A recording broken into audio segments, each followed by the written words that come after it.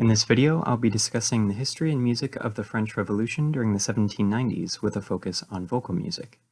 By covering some important composers and pieces of music during this time, we can better understand music's role in French society.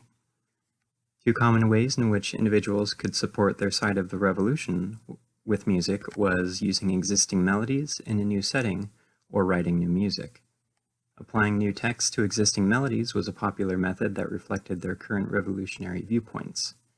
Many of these songs, as we will see, changed over time to share new ideas of the revolution. Writing new music usually consisted of short songs, hymns, operas, or instrumental music. To understand how writers and composers thought of music in the 1790s, a history of why there was a revolution will help with understanding the texts and music behind each piece. Culture and politics rapidly changed in late 18th century France. With a long tradition of the commoners supporting the clergy and nobility, a shift of ideas started to occur. The setup to this French Revolution starts earlier in the century when certain ideas started to spread throughout Europe. An important part of the 18th century was what is now known as the Age of Enlightenment, or an intellectual movement that valued reason and empirical practices. As these ideas spread to the commoners, concepts on ruling power started to form. There was a building frustration against the higher classes, like the nobility and clergy, that eventually catalyzed the revolution due to the raising of taxes by the monarchy. This was caused by the French government going into debt due to the funding of the American Revolution, prompting the higher taxes on the commoners. Growing frustrations led to Louis XVI ordering the meeting of the Estates General. A congregation was formed comprising representatives of the three estates, that is, the clergy, nobility, and the commoners. After deliberations, King Louis closed the meeting, forcing the third estate, the commoners, to congregate elsewhere. The result was the Tennis Court Oath, a promise by the Assembly of the Third Estate to not disband until a French constitution was formed. This oath created the National Constituent Assembly on July 9, 1789. It was soon after that the storming of the Bastille took place on July 14th, known as the symbol for the start of the revolution. This assembly, and many others before and after it, deliberated on the powers of the clergy, nobility, and the commoners. Following the storming of the Bastille, the National Constituent Assembly effectively became the government of France. Later in August, the Declaration of the Rights of Man and of the Citizen was drafted. This civil rights document contains 17 articles highlighting ideas of the Enlightenment, including individualism and the ideas set by Jean-Jacques Rousseau in his 1762 book, The Social Contract. The first two articles read, 1. Men are born and remain free and equal in rights. Social distinctions can be founded only on the common good. And the second article stating, the goal of any political association is the conservation of the natural and imprescriptible rights of man. These rights are liberty, property, safety, and resistance against oppression. This language is especially similar to the 1776 Declaration of Independence, stating, quote, all men are created equal, that they are endowed by their Creator with certain unalienable rights, that among these are life, liberty, and the pursuit of happiness. This language is similar due to their authors. They included the Frenchmen Abbé Sieyès and Marquis de Lafayette, the latter of which fought in the American Revolutionary War. The document was also deliberated with Thomas Jefferson, the principal author of the Declaration of Independence. The ideas set by these figures during the early stages of the revolution would be carried into the text within France's music in the coming years. Here's a list of the governing bodies during the 1790s. Each one had a large role in the affairs of government, and in turn, a large part in the social climate of France. This list shows the frequency at which the governing bodies changed, as France was fighting over the power between clergy, nobility, and commoners. And as we will see, the opinions of each estate is shown in the text of music throughout the Revolution. One of the important figures of philosophical ideas during the Revolution was Edmund Burke.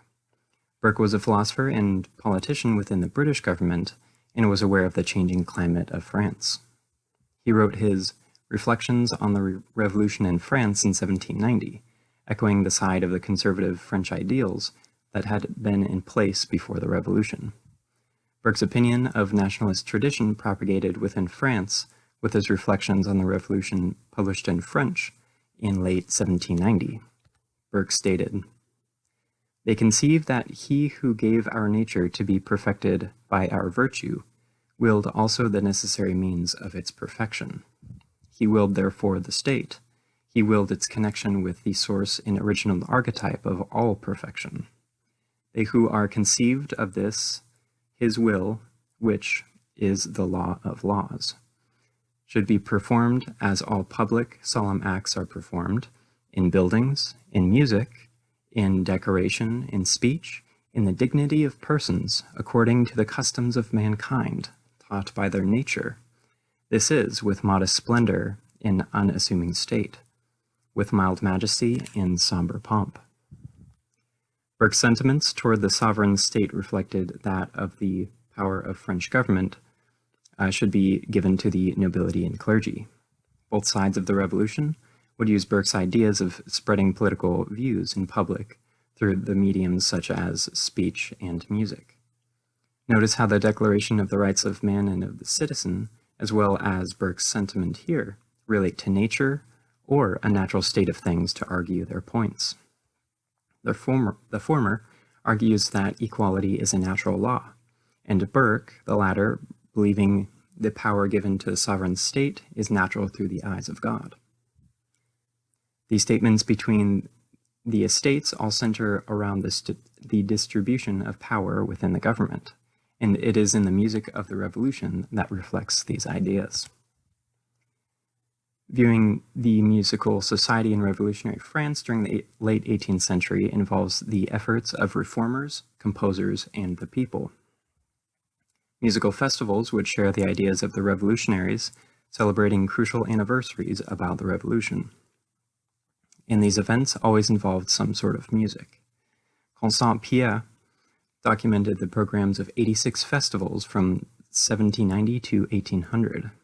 These were often held as annual celebrations, like that of Bastille Day, July 14th, 1789, the symbolic start of the French Revolution, the uprising of August 10th, 1792, in which the storming of the Tuileries Palace took place, and where the king took refuge in the Legislative Assembly. And the Assembly suspended his powers, leading to the National Convention. There was the founding of the Republic on September 22nd, 1792, in which the convention proclaimed the abolition of royalty and beginning the First French Republic. The execution of Louis XVI on January 21st, 1793 was an important event, as Louis XVI was the figurehead of royalty itself. And then there's the downfall of Maximilien Robespierre on July 27th, 1794, ending what is known as the Reign of Terror, which had begun earlier in September of 1793. These are just some of the most important dates during the Revolution, whereby celebrations commemorated the ideas behind each of these events. An important figure in the development of policies and change during the Revolution was Marie-Joseph Chenier, a French politician, poet, and dramatist. Alfred Brigham states Chenier's accomplishments, quote, "Marie-Joseph's writings, speeches, and acts in behalf of his country's cultural heritage and activities included the legal recognition of authors' rights, the bestowing of the honor of the burial in the Pantheon in Paris upon Voltaire and Rousseau, the conferring of French citizenship on distinguished foreigners, the preservation of outstanding historical and artistic monuments, the awarding of pensions and deserving writers, scholars, scientists, artists, and musicians, or to their widows. Chenier's personal protection of several writers, including his critics, from political persecution and to the founding of the Conservatory of Music and of the Institute of France. As we will see, Chenier was highly involved with effective change during the 1790s. In music, he provided the text to many national hymns and other pieces of music. Before going into the genres of French Revolutionary music, let me briefly cover the changing state of musical establishments early in the decade. Many popular genres of music in France did not suit the future political climate in the early 1790s, since the current state of politics was changing at such a rapid rate. These genres included grands motets at the Chapelle Royale in Notre-Dame, tragédies lyriques at the Opera, and symphonic pieces at the Concert Spirituel. The Chapelle Royale and Concert Spirituel both closed in the early 1790s, and much of the audience of these cultivated forms of music had fled France. Composers in the late 18th century had relied on patronage as a source of income. Because of the collapse of the monarchy and outlawing of the church, musicians had to therefore depend on private lessons or other forms of work for revenue. As new organizations were forming, an example was the National Conservatory of Music, founded by Chenier in 1795 to recruit musicians for the National Guard. These ensembles benefited the government in the form of propaganda songs and choral hymns. Ralph P. Locke mentions that over 1,300 songs of these types were composed between 1789 and 1803, stating that the music involved were, quote, voices, band instruments, or both, at patriotic gatherings of all kinds, whether in schools, army barracks, or open-air festivals. Throughout the 1790s, composers had to adapt to the changing political climates by writing for these different audiences. One of the most important composers during this time was Francois-Joseph Gossec, who I will cover later in this presentation. To make extra income, many composers wrote operas, choral hymns, songs, and instrumental pieces to adapt to their cultural environment. By using both new and familiar musical material, composers utilized various mediums of music to convey political messages. Operas, songs, and music at political events are some of the most common mediums composers used in the 1790s. The theater offered a means for composers to elaborate on ideas to a higher degree than that of songs or hymns. Stories in the operas would either directly reference figures in the Revolution or use allegory. Since operas could only be experienced in the theater, songs could communicate ideas concisely anywhere. A common way for songs to become popular was by using a strophic form. Strophic music involves applying two or more stanzas of text to one fixed melody. That is, the music stays the same while the text changes every verse. Repeated melodies in a folk style, often with a refrain, is much easier for non-musicians to remember these melodies than something like an operatic aria, which is usually much more complex.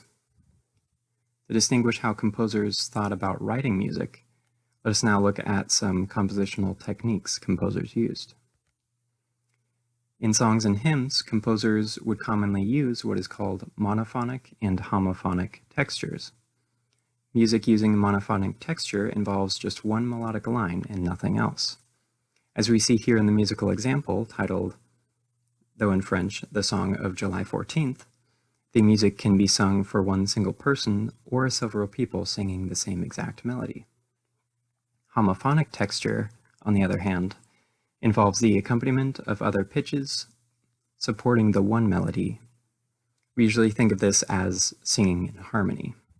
In the sound example, there's a piano accompanying several voices in a homophonic texture. Dieu des peuples et des rois, des cités, des campagnes, de Luther, de Calvin, des enfants d'Israël, Dieu que le gain. Rather than having just one pitch, the accompaniment and vocal harmonies supporting the primary melody make the music more interesting. With simple songs and hymns like this one, composers could use these musical textures to focus on the text. These simple and memorable melodies, and therefore spread their musical messages more effectively. Other compositional techniques used by composers involve writing out multiple parts for several voices. As we can see in this example, there are 3 voices singing at the same time. Most of these pieces written for multiple voices were hymns, which can be much more complex than a song with only one written out melody.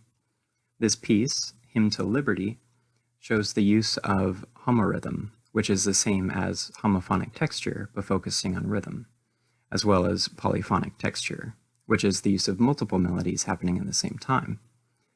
Polyphonic texture makes it harder for the listener to understand the text, but it generally makes the music more interesting and complex. Many of these hymns for multiple voices, sung with a polyphonic texture, mixed with a homophonic texture, would be sung by professionals during musical festivals or ceremonies. Distinguishing between hymns and songs, Laura Mason states the following, quote, "Hymns were generically associated with poetry, and their performance conjured up visions of trained and tightly organized orchestras and choirs, far different from street singing. Singing ceremonial hymns corresponded more closely to the activities of schools and churches than to the undisciplined popular invention of street songs." In other words, hymns were usually newly written with poetic text by individuals like Marie-Joseph Chenier. On the other hand, street songs were much simpler in both music and text. The use of the word hymn most likely references Rousseau's use of the term when describing the first songs of nations, that is, music of the ancient world like that of Greece and Rome. Terms that are analogous to the word hymn was chant, meaning song or chant, or chœur, meaning chorus. To distinguish the hymn with something like the chanson, simply just song, is that the hymn is considered more in the realm of high art music. That is, hymns would have written out accompaniment with poetry suited to certain occasions, like a festival. Songs, on the other hand, usually were derived from simple melodies, more like in the folk style, and without any definitive accompaniment. These songs usually came from putting new words to familiar melodies and sung anywhere. In the changing political climate, both hymns and songs had an important role in the dissemination of revolutionary ideas to all classes of people. One of the first large annual events in connection with the Revolution was the Festival of Federation. This was still early in the Revolution, so there was not nearly as much political fervor in the event as there would be in the coming years. By July of 1790, there were 2 general viewpoints as to how the future of the Revolution would play out. One was a hope for a peaceful resolution between the 3 estates, and the other saw increased political divisions between the right and left parties. Mason writes that the event was mostly solemn, stating, quote, "Almost silent but for military and religious music. It contrasted sharply with the days that preceded and followed, when there was much singing, dancing, and celebration." For example, GOSSEC wrote a Te Deum for the occasion, though the piece had religious connotations rather than utilizing a national style. The melody of the piece is simple to remember, but the text is in Latin and does not have the nationalist musical style that later revolutionary pieces contain. 2 pieces of music that were sung around this time of the event would later become 2 of the most ubiquitous songs during the Revolution. Leading up to the Festival of Federation, the street song "A Sera" became widely used. It roughly translates to "things will work out" or "it'll be fine." The tune's melody was derived from a previously existing dance tune, though the exact origins of that tune are still not definitive. As we can see with the example of this sheet music on the slide here, the song is monophonic, meaning one melodic line. The song has a verse-refrain structure, with the refrain shown in square brackets. My sound example is only going to show the first part of the text, but know that the song has several verses after this, meaning it is in a strophic form. The melody will be the same, but the text will change with each verse. Notice in the recording that there is piano accompaniment, which is one of the many ways in which these street songs could be performed. Le peuple en ce jour sans cesse répète. Malgré les mutins, tout réussira. Nos ennemis confus en restent là. Et nous allons chanter Alléluia. En quoi l'on jadis du clergé parla, comme un prophète il a prédit cela. En chantant ma chansonnette, avec plaisir on dira, ah ça ira, ça ira, ça ira, ça ira, malgré les mutins, tout réussira. With an optimistic view of the revolution, the song shows the early sentiments of political situation. Later in the revolution, the text of the song was changed to a more radical view that expressed a desire to lynch the clergy and nobility. Notice that the melody of Asera is simple and upbeat due to its origin as a dance tune. As the people in the Festival of Federation would have sung this piece, the song would have been easily memorized by many and spread throughout France. As Asera showed one side of the revolution in 1790, there was another piece of music that reflected the viewpoints of the clergy and nobility. A stark contrast to the street song Asera is the aria O Richard from the opera Richard the Lionheart by André Grétry in 1784. The difference in Grétry's piece is that it is slower, more complex than Asera, and has elaborate accompaniment by an orchestra. Though the aria could be sung without accompaniment, like something from a crowd of people at the Festival of Federation, for example, the melody is harder for an individual to remember. Looking at the text, there's an obvious reference to the commoners, quote, abandoning the king, with the singer showing their loyalty through the rest of the text.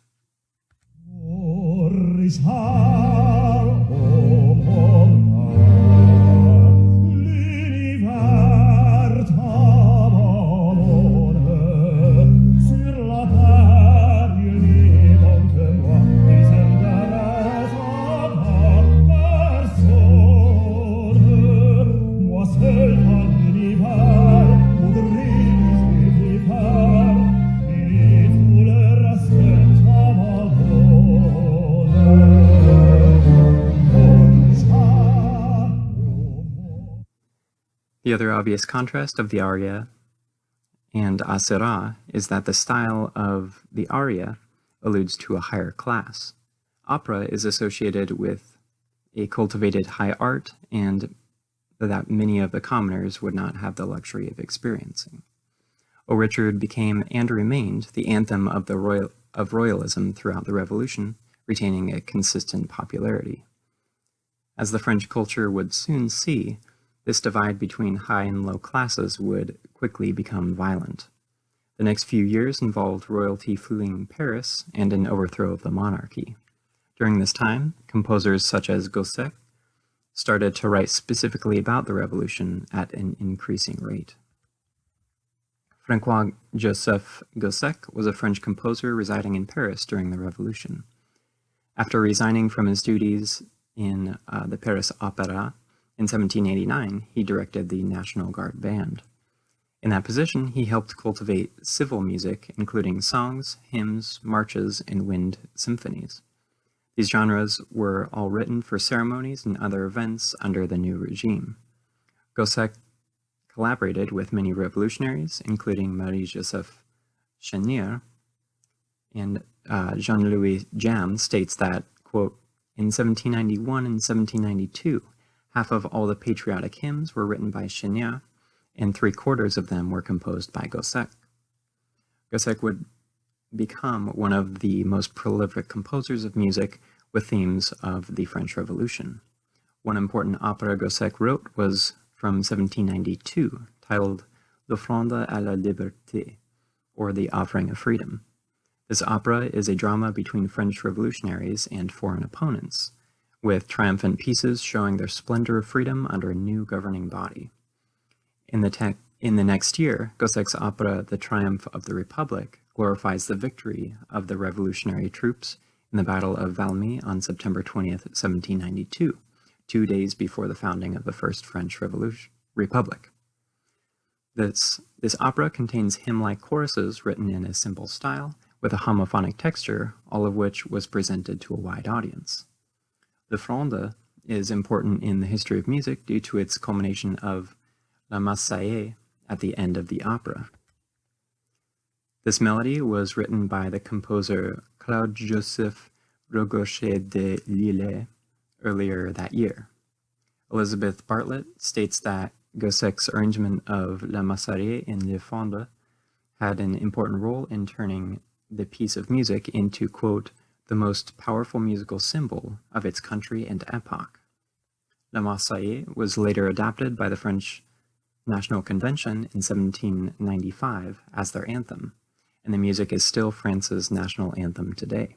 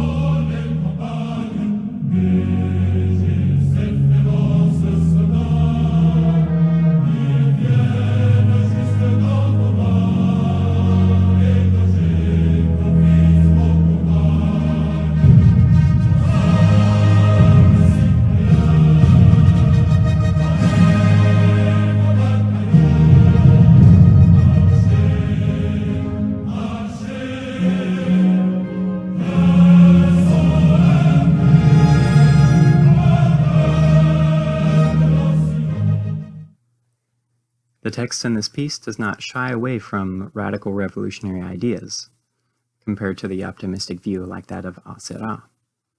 Both pieces of music share the stylistic feature of having an upbeat character, with La Marseillaise having a more triumphant quality to it.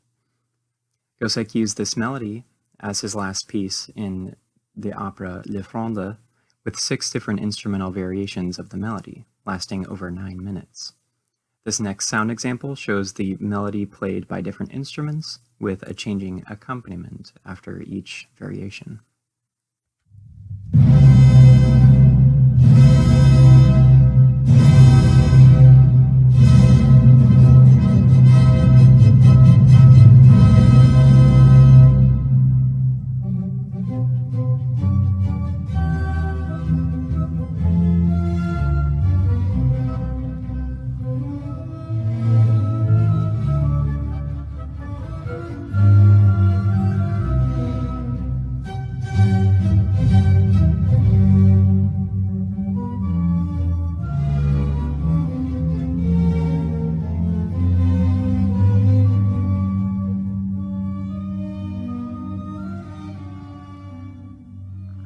Variation 1.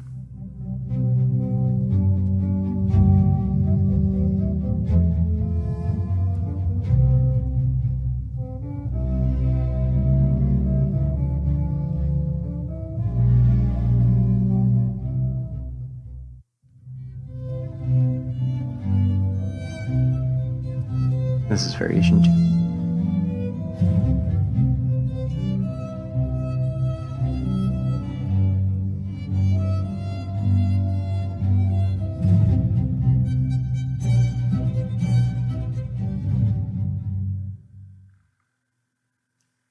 After leaving the performance of this opera, the tune would most likely have been stuck in your head. The form of this piece, just like that of Seurat, has a simple verse-refrain structure, representing the simple form of street songs and national hymns. Another leading composer in France during the Revolution was ETIENNE-NICOLAS MÉHUL. His works included patriotic songs and choruses, many of which were commissioned by the government. One of his most popular songs was Chant du Depart, or Song of the Departure. This piece would later become the first official anthem of the First Empire under Napoleon in 1804. After it was first performed on July 14, 1794, 17,000 copies of music were printed and distributed to the soldiers in the Republic. This musical example represents the musical style of many revolutionary pieces before and after its composition, leading to the end of the 18th century. A fanfare of brass instruments begins the piece, signifying a military character in the music. The vocal part is simple with orchestral accompaniment in a march-like rhythm, along with a verse-refrain form.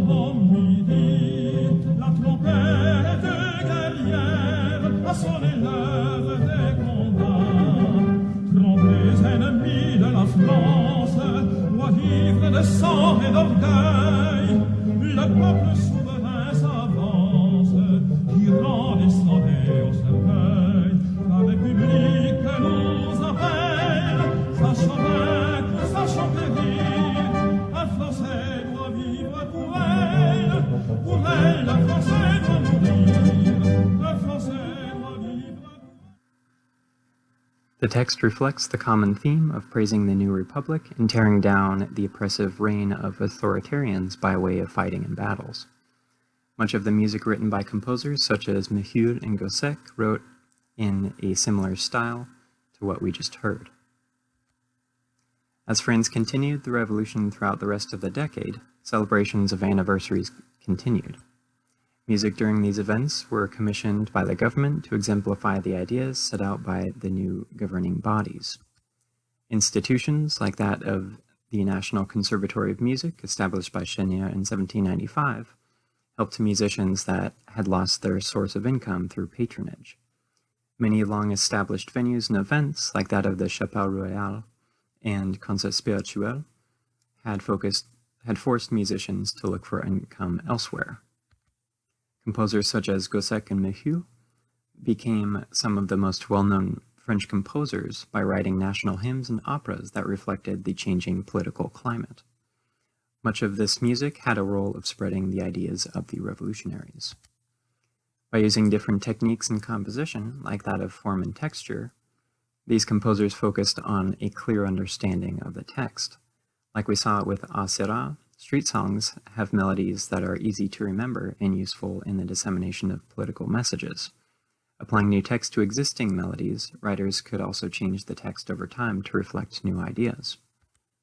French revolutionary music tended to have a similarity of style regarding their march or dance-like rhythms, simple melodies, and with vocal music, a verse-refrain structure within a strophic form. Two important venues for the spread of music was the theater, as we saw with GOSSEC'S opera Le Fronde, as well as many events celebrating the anniversary of seminal moments of the Revolution. As Napoleon Bonaparte gained power through military leadership, the Revolution came to an end in 1799. Due to this, there was a cessation of musical festivals, halting much of the output of musical propaganda, like national hymns that had fueled the ideas of the revolution early in the decade. With an established repertoire of revolutionary music, France had carried the musical styles and techniques into the 19th century. Thank you for watching this video, and I hope you enjoyed. Here are sources I used throughout this video if you'd like to learn more about the French revolutionary music.